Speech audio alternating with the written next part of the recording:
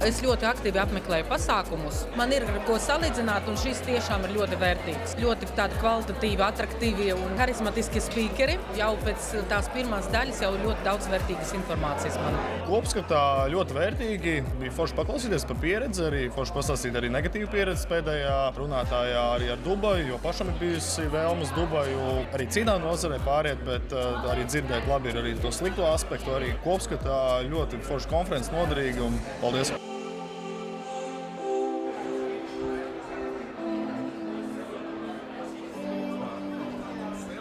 Man ļoti patika konference. Paldies, ka uzaicinājāt. Lektori bija labi sagatavojušies un saturs bija vērtīgs. Man liekas, šī ir tāda viena no ļoti labām konferencēm tieši klātienē, nevis webināra veidā. Ļoti iedzīgas daudz informācijas bija par digitāliem rīkiem un par sociālu tīklu platformām. Tīpaši man patika, ka Augusts uzstājās. Tieši kā izmanto šos rīkus, un man bija bišķiņ pārsteigums, ka bija pieminēti tādi rīki kā Snapchat, Pinterest. Kopumā daudz, kas ir īstenībā, par ko padomāt, kādus instrumentus izmantot. Es domāju, ka nevis iedvesmu, bet jaunas idejas dabūju šodien par to, kā var virzīt savu biznesu un savu lietu tālāk.